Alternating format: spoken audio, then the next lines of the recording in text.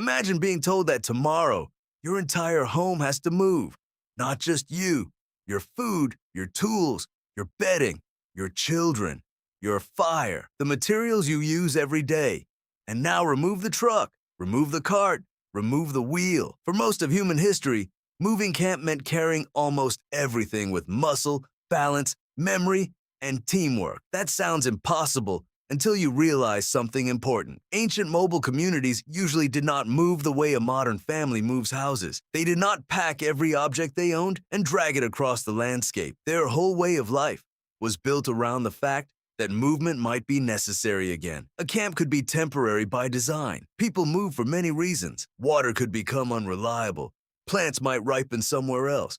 Herd animals could shift. Firewood could become harder to collect. Weather could change. Or a place that worked for weeks might simply stop being worth staying in. The decision to move was not just, where do we go? It was also, what is worth carrying? Heavy objects are expensive when your body's the vehicle. Every extra tool, hide, container, or bundle of food costs energy. Carry too much, and the journey slows. Carry too little, and the next camp begins with nothing. So mobile hunter-gatherers often depended on a portable economy. The most valuable objects were useful, durable, difficult to replace, or easy to carry. A cutting tool could fit in the hand, but help process food, shape wood, prepare hides, or make other tools. Cordage could be light but incredibly useful.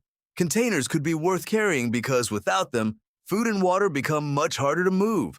But not everything needed to travel. If stone was common near the destination, why carry large amounts of it? If branches could be cut later, why drag them for kilometers? If a shelter could be rebuilt from local material, why carry an entire structure? The landscape itself acted almost like a storage room.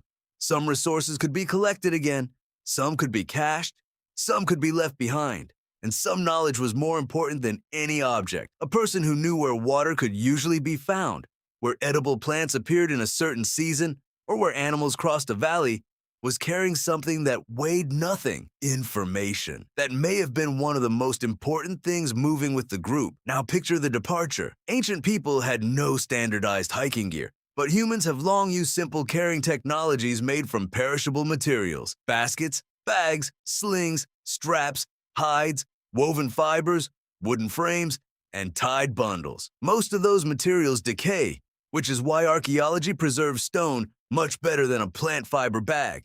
That can distort how prehistoric life looks to us.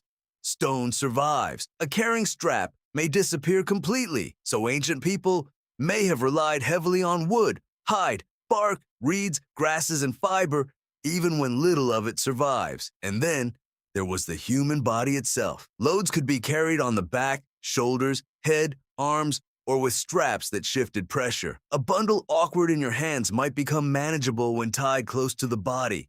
But adults were not only carrying objects, sometimes they were carrying children. A very young child cannot simply be told to walk 15 kilometers and keep up. That turns childcare into a transportation problem. Someone has to carry the child, carry supplies, and still move with the group. Older children may be able to walk, but they still slow the pace and need supervision. So a move was probably not organized around the strongest adult walking as fast as possible. The group had to move at a pace the group could actually maintain. It was not a line of superhuman survivalists sprinting across the landscape. It was families, different ages, different strengths, different responsibilities. Some people could carry heavier loads, others could carry children, others could guide the route, watch for danger, or help someone who was tired. Moving camp was not just transportation, it was coordination.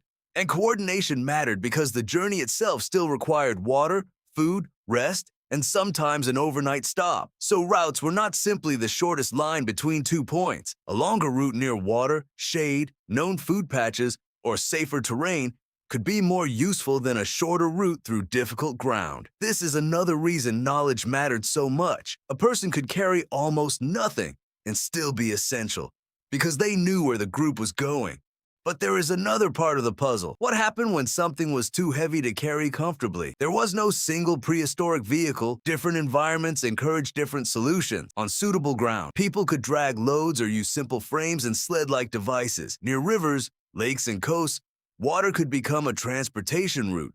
With boats or rafts carrying people and material more efficiently, than walking with everything on the body. But for many moves on land, the basic engine was still human effort. If you had to move everything you own tomorrow with no car, no cart, and no wheel, what would you leave behind first? Tell me in the comments, because that choice is basically the same problem mobile humans had to solve again and again. The smartest solution was often not to invent a machine that could carry more, it was to need less. That changes the entire way you think about a prehistoric camp. A shelter did not always have to be permanent. Poles, branches, grass, hides, or other materials could be assembled, repaired, reused, or replaced. Fire could be relit, or when practical, embers could be preserved and carried carefully. Food did not always need to be transported long distances if more could be gathered or hunted along the route. In other words, mobility was partly a design problem. The easier your possessions are to carry, remake, repair, or replace, the easier your whole society is to move. And there was another strategy modern people still use. Leave things where you expect to need them again. Hunter-gatherer groups often return to familiar parts of a landscape. Movement could follow seasonal patterns